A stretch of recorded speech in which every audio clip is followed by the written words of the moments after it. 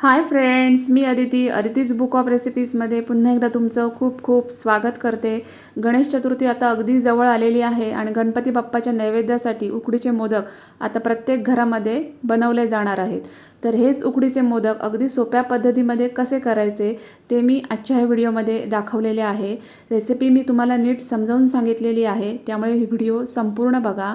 आणि जर तुम्ही माझं चॅनल पहिल्यांदा बघत असाल तर नक्की सबस्क्राईब करा। सबस्क्रिप्शन एकदम मोफत आहे।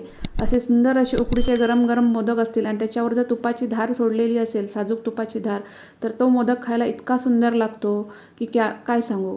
तर चला तर मग आता रेसिपीला सुरुवात करूया। कढई मी गॅसवर ठेवलेली आहे आणि पाऊण वाटी याच्यामध्ये मी दूध आणि पाण्याचं मिश्रण घातलेलं आहे। तुम्ही नुसतं पाणी पण इथं वापरू शकता। इथं मी पाव चमच्यापेक्षा कमी थोडं मीठ घातलेलं आहे, 1 चमचा साजूक तूप घातलेलं आहे आणि हे छान असं उकळवून घेतलेलं आहे। आपण मोदकाचं पीठ तयार करतोय, उकड तयार करतोय।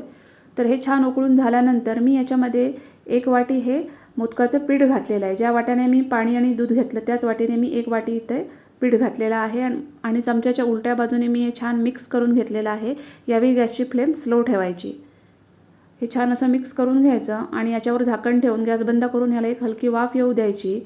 हे बघा छान अशी वाफ आलेली आहे, म्हणजे आतल्या आत ते पीठ आहे ते खूप छान शिजतं। आता ही जी उकड आहे ती मी एका ताटामध्ये काढून घेतलेली आहे आणि चमच्याच्या साहाय्याने याच्या ज्या गुठळ्या आहेत तर त्या मी मोडून घेतलेल्या आहेत। तुम्ही इथं वाटी किंवा पेला पण वापरू शकता। हे बघा, आणि हलकी थंड झाल्यानंतर म्हणजे हाताला सोसेल इतपत थंड झाल्यानंतर मी हे पीठ छान असं मळून घेतलेलं आहे। इथं पाण्याचं प्रमाण पिठाच्या क्वालिटीवर अवलंबून असतं। कधी कधी 1 वाटी पण पाणी लागतं। तर मळताना जर थोडं घट्ट वाटलं तर थोडं तिथं पाणी ॲड करायचं आणि अशी एक पारी करून बघायची। ती छान आली म्हणजे समजायचं की पीठ व्यवस्थित मळून झालेलं आहे। आता एका ओल्या रुमालाने मी पीठ झाकून ठेवलेलं आहे। आता सारण करून घेऊया। कढई गरम करून घेतलेली आहे। याच्यामध्ये 1 कप मी किसलेलं ओलं खोबरं घेतलेलं आहे आणि अर्धा कप मी किसलेला गूळ घेतलेला आहे आणि त्याच्यामध्ये थोडं पाणी घातलेलं आहे। 1 पाव चमचा मी याच्यामध्ये मीठ घातलेलं आहे आणि 1 चमचा मी याच्यामध्ये तूप घातलेलं आहे। थोडी वेलची पूड घातलेली आहे, थोडा खसखस पण याच्यामध्ये 1 चमचा घातलेला आहे आणि काजूगराचे तुकडे बारीक करून मी याच्यामध्ये घातलेले आणि छान असं एकत्र करून घेतलेलं आहे। गॅसची फ्लेम यावेळी स्लो आहे। जर तुम्ही 1 वाटी किसलेलं खोबरं घेतलं असेल तर अर्धी वाटी गूळ घ्यायचा किसलेला। तुम्हाला फार गोड मोदक हवे असतील तर पाऊण वाटी किसलेला गूळ घेतला तरी चालेल। याच्यामध्ये मी थोडीशी हळद घातलेली आहे। हळद ऑप्शनल आहे, तुम्हाला आवडत नसेल तर नाही घातली तरी चालेल। आणि आता हे छान असं एकत्र करून घेतलेलं आहे। गूळ पूर्ण वितळला पाहिजे आणि याच्यामधलं जे पाणी आहे ते पूर्ण आटून गेलं पाहिजे। इथपर्यंत आपल्याला हे सारण परतवून घ्यायचं आहे। हे बघा पूर्ण छान असं सारण तयार झालेलं आहे। आता हा जो मगाचा पिठाचा गोळा आहे तर तो पुन्हा मी एकदा मळून घेतलेला आहे। हे बघा छान असा पिठाचा गोळा आहे, तो मळून घ्यायचा। हे जे पीठ आहे ते खूप छान असं मळलं पाहिजे तरच मोदक खूप छान येतात। तुम्ही जेवढं जास्त चांगलं मळाल तेवढे याचे मोदक खूप छान होतात। तर आता याचे मी गोळे करून घेणार आहे। तर ही एक टीप आहे की सगळे पिठांचे गोळे अगोदर करून घ्यायचे, म्हणजे मोदकात एका आकारामध्ये सगळे मोदक येतात। जेवढं पीठ तुमचं असेल त्याचे सगळ्याचे गोळे तुम्ही अगोदर करून घ्या, म्हणजे तुमचे एका आकारामध्ये बरोबर मोदक येतात। तर इथं माझे 9 गोळे झालेले आहेत या साईजमध्ये। तर इथं मी थोडं पाणी घेतलेलं आहे आणि आता आपण मोदक करायला घेऊया।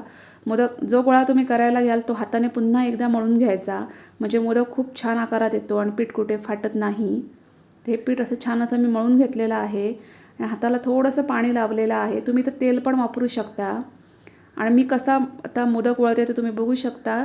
मी अंगठ्याने हे पीठ पुढे ढकललेलं आहे दोन्ही, आणि बाकीची सगळी बोटं जी आहेत ती वरच्या बाजूने आहेत। तर अंगठ्याने आतच्या बाजूने ढकलत आणि वरच्या बाजूने बाकीची बोटांनी प्रेस करत करत मी इथं ह्या मोदकाची जी आहे ती वाटी तयार करून घेत आहे। हे बघा गोल गोल फिरवत हळूहळू अंगठ्याने आतून ढकलायचं आणि वरून बोटाने प्रेस करायचं आणि असं करत हळूहळू ही मोदकाची जी आहे ती वाटी तयार करून घ्यायची। वाटी करताना आतून थोडीशी जाड राहिली तरी चालेल, पण बाहेरून ही पातळ करून घ्यायची। आणि हे बघा छान अशी ही आता वाटी तयार झालेली आहे। तर याच्यामध्ये सारण भरून घ्यायचं, सारण थोडं दाबून भरायचं। हे बघा, पण खूप जास्त सारण भरायचं नाही। आणि आता ह्या मोदकाच्या आहेत त्या आपण पाकळ्या करून घेऊया। तर दाखवल्याप्रमाणे बघा, अंगठ्याच्या बाजूचं बोट आहे ते मी मध्ये ठेवून बाकीच्या साईडच्या दोन्ही बोटाने मी बाहेरून चिमटी देत ही एक पाकळी करून घेतलेली आहे. वरपासून खालपर्यंत ही दाबून घ्यायची आणि छान अशी पाकळी करून घ्यायची.